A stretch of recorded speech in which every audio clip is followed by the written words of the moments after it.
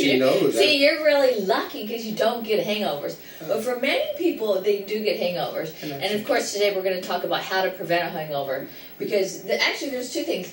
Both you and I never get hangovers. Well, you know, she doesn't drink, and I can. I mean, I've had as many. She's seen me 14 Mai Tais in one night. But part of it is I have drunk in the past. I don't hold it really well. No, she gets sort of. Well, she first of all, the day she turns red, she used to do funny things when she get drink. Yeah. So when we talk about how to prevent a hangover, it's from two people that don't typically get hangovers. Well, maybe that's why we know how to prevent a hangover. Yeah. Well, because I actually. Part of it is I know how to drink, for one thing. Oh, well, see, that's part of it. So we're going to start about how to prevent a hangover. So the number one way to prevent a hangover is? You don't drink. Yeah. Do not drink, period. I mean, I've never known a person that didn't drink to get a hangover. I've never known. But you can just have a whole lot of fun at the party and have a hangover the next day because, well, I guess you're just tired. Yeah, if you can get worn out. You actually can get hangovers from drinking too much caffeine, though, which is a funny thing. People that drink Isn't that a caffeine over? Is a caffeine over. If you drink too much caffeine, you can get the same head problem as same head problem and throw up. You mean that pulsating? Yeah, basically you get it's a thing that people would drink caffeine to get over hangovers. Unfortunately, caffeine can make it worse. Ooh. Yep. I didn't really know that. That's right. Oh, okay. So ways to prevent it, besides not drinking, number two is know your limits. I haven't found that out yet. I've been around, let's put it this way, I've been an adult for like 7 decades and I don't know my limits yet. So. Well, part of it is usually when people think about their limits, one of the most common things that they think about is drinking and driving. Yeah. So first of all, if you're drinking, don't drive. Yeah. But that's easier said than done because most people do drink and drive. So how much can you drink and still drive? Well, the problem is it actually what they do is they use an average, but the average basically doesn't take into the fact that some people. Let me put it this way: when I was young, I did a drinking thing with a well-known race car driver. And the problem is, the more we drank, the better drivers we became. That was, I remember the guy from the, which they used to call him CHP, not Highway Patrol. The guy said, that's not supposed to be that way, sir. Mm-hmm. And then they give them more, increase the alcohol. No, after we got through about a half a gallon of stuff each, they decided to call me. It wasn't a good test to show a bunch of kids. Because we didn't affect us. We go out there and we got. The more we drank, the safer we got. So the problem comes is you have to know what you can drink, but you shouldn't drive and drink no matter what. Right. You really shouldn't. So for example, see, part of it is you can drink a lot, and he sobers up. I can basically breathe it and be drunk. We don't even get her alcohol candy, folks. So this blood alcohol content, actually here's one thing. In the state of California, that it's unlawful for anyone under 21 years of age to drive with a blood alcohol content of 0.01% or higher. It's illegal for anyone under 21 in the state of California to be drinking, so if they catch alcohol on your breath, you're screwed to begin with. That's why it's 0.01%. That's right. Actually, if it registers at all. If it registers, if they can smell alcohol on you, if it does anything, you're done for because you're not supposed to be drinking. Remember. Actually, one of the things I'm going to add is there are things that you don't think have alcohol that do. For example, I can get drunk off of NyQuil. Yeah. So cough syrup. If somebody under the age of 21 had some cough syrup before they went home, because you're actually supposed to drink it at home. Remember, a lot of breath, a lot of mouthwashes have alcohol content in them too. So you can register a positive by setting. I love that. I saw that being done. A guy on television registered a positive higher than what he was drinking on his show because the alcohol level in the mouthwash was higher than what he'd been drinking. So, but part of it is for example, if you're going out for a party, you want fresh breath. Right? You're under 21. You rinse out your mouth with mouthwash, and guess what happens? It shows up as on the breathalyzer as alcohol content in your system, which basically will hit the under 21 dead on. So a lot of times when they do calculations, they'll talk about having one drink, which is a 1 1/4 ounce shot of 80 proof liquor, even if it's mixed with non-alcoholic drinks, a 4-ounce glass of wine, or 10 ounces of 5.7%. So for example, if you weigh 90 to 109 pounds, the first hour, you are likely to get a DUI. After that, 2, 3, 4 hours, well, you could, Yeah. but it's unlikely. And if you weigh more, you can consume more alcohol. The problem is I know people that weigh more that have problems drinking. Mhm. That's the problem. I know people that weigh nothing. And can drink like a They can fish. drink like a fish because they want, where do they go? That's where they say you got a hollow leg or something. Mhm. Because in reality, it is the person. You know, each person is different, but they do an average. Yeah. But I So do part know of these are just guidelines. Yeah, but I know fat people almost always get drunk easy. So Oh, really? Yeah. Oh. Number 3, eat. always Before eat. you drink and while you're drinking. Well, no, she knows. I didn't. I'll eat. You know. I mean, I won't get. What I do is I'll get like Mai Tais because Mai Tais. I make certain they've got like stuff setting in them because I'll sit there and eat that stuff while I'm drinking, or I'll order food while I'm drinking. I won't drink. I don't drink anything without food. Never. I know, and you can drink a lot. Yeah. And it's not just because he has a German background. I'm also an Irish background. Because there are some nationalities that grew up. I mean, it was table wine or table beer. No, I didn't. I will put it honestly. Until I got older, I didn't realize that beer was supposed to be refrigerated. It was set on the table in a pitcher, and it was always warm. Yeah. So they pour the beer, but it was just like water because. Oh God, you got to understand what the water system in the city of Los Angeles was like when I was little. You would do anything not to drink the water in the city of Los Angeles. So the beer was far. My parents did get they get kegs and the beer was there for all the children. We just thought it was like soda pop. Number 4, coat your stomach. Yeah, that's a real good one. Yeah. And you can coat it with You can coat it with buttermilk. milk, You can cut a bit butter. yogurt.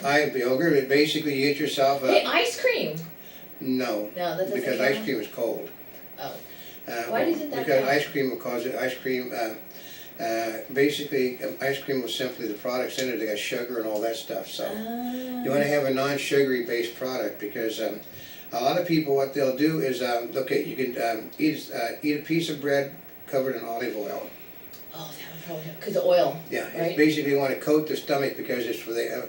What happens is the alcohol soaks into the membrane of your stomach lining, and that it stays longer than the food. Do you think peanut butter would help? It's got oil. I mean, it's got sugar in it. Oh. It's got oil, but it has sugar. Why are you talking about Okay. avoiding the sugar? Because I know, like number 5, which would be avoid sweet drinks. But why are you talking about not eating foods without With sugar? don't eat things with sugar in it because sugar is a high. It causes your metabolism to go faster. The faster your metabolism goes, the more likely it's going to leave whatever alcohol you've been drinking stuck in your system. Oh, really? Yeah, because it's just anything that causes your system to burn hotter burns the food up first and then leaves the alcohol behind. Alcohol is going to be the last thing to come out of your system. Oh, interesting. I am a fat folks. Yeah, which is, like we said, number 5, which is avoid sweet drinks. Yeah. Which we were talking about sweet, but why do you want to avoid sweet drinks? Because a lot of times when you're drinking the sweet drinks, you can't tell you're drinking as much alcohol. That's right, because it uses the sweetness Which is the is only used kind I to really like. disguise the liquor in it. I mean, I've got a bottle of stuff in my refrigerator that's got so much alcohol in it, but it's basically it's a lime. It's a lime. Right, so you don't notice it, right? You don't notice it, but I can smell when I open it up. I can smell the alcohol in that thing. You're using it to mix with other drinks, but it's still pure alcohol. Is that how those kids in high school always got drunk so fast because you're drinking, spiked punch? Yeah, Yeah. they drink spiked punch. Yeah. Number 6, know how the different types of alcohol affect you, especially hard liquor and champagne or anything bubbly, like Yeah. sparkling wine, Okay, champagne. It depends upon where you're brought up. I mean, wines have no effect on people that grow up drinking wines. Beers have no effect on people drinking beers. Probably whiskey has no effect on people that grew up in the whiskey area. But when you go out of your area, I mean, I grew up with a lot of beer. I grew up with a lot of vodka. And I grew up with a lot of brandy.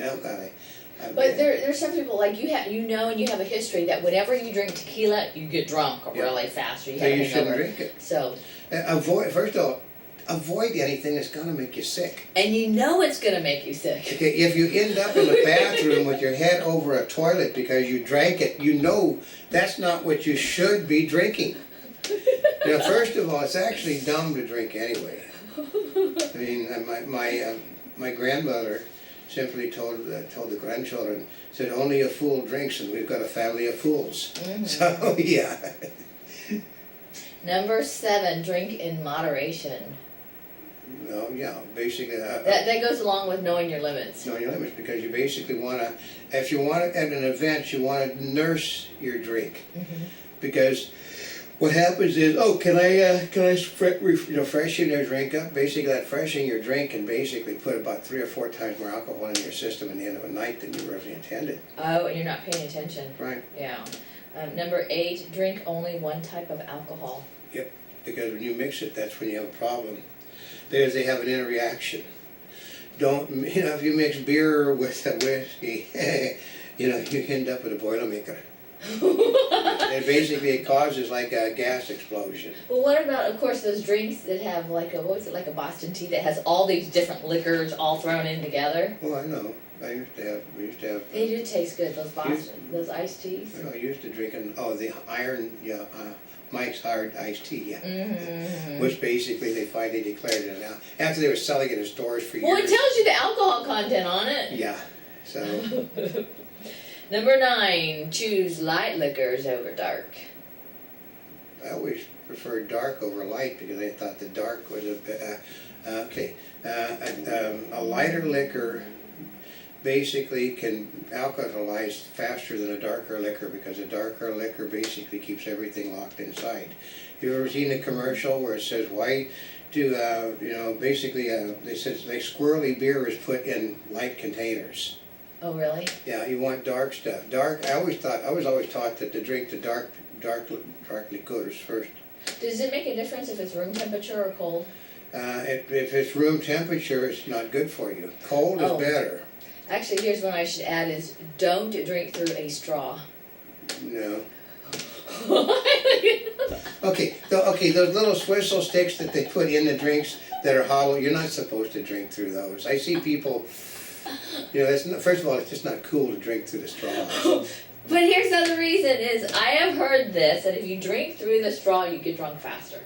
Yeah, because there's a reason for that. The alcohol settles at the bottom. What you want to do with the Swizzle stick, if you get a Swizzle stick. If you drink through the straw, you're going through the bottom first. You sit there, what you do is you get a Swizzle stick, you stir the whole drink up, and then you spread the alcohol throughout the drink. What happens is the alcohol and the water don't mix.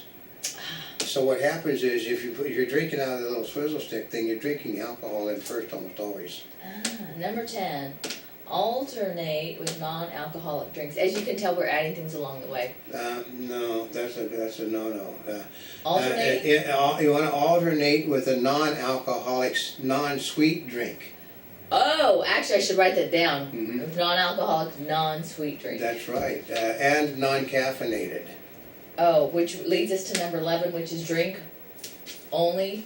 Well, you drink and other drinks, right? But don't mix it with prescription medications, smoking, drugs. I can guarantee you, I know a couple of actors. I know this sounds like common sense, but don't mix it. It is common sense.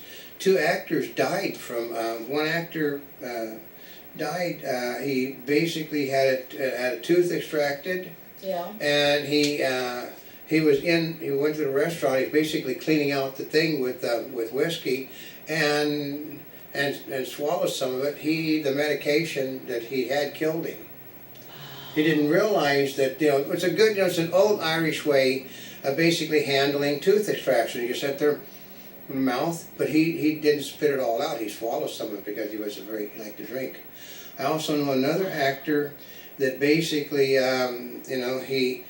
he'd been on flu medication, and they took a drink, and basically they said he was like in a coma for 3 days all by himself, dying from it, and nobody knew that he was, that way, because it killed him, the flu medication and the alcohol. It doesn't And take... see, part of it is you don't think, because actually that's not even prescription medication. Not even prescription You know, medication. it's because those are not intended to drink with alcohol. No, I mean... And it could even be like a sinus medicine. Yeah, anything.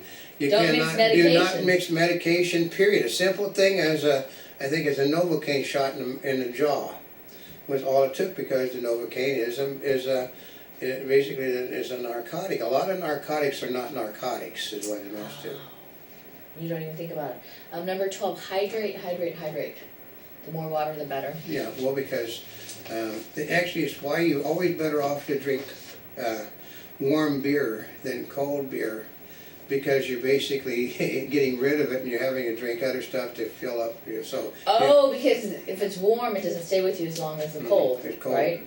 Cold beer will stay with you. A cold drink will stay with you, but you can't get warm drinks, because warm drinks, what you do?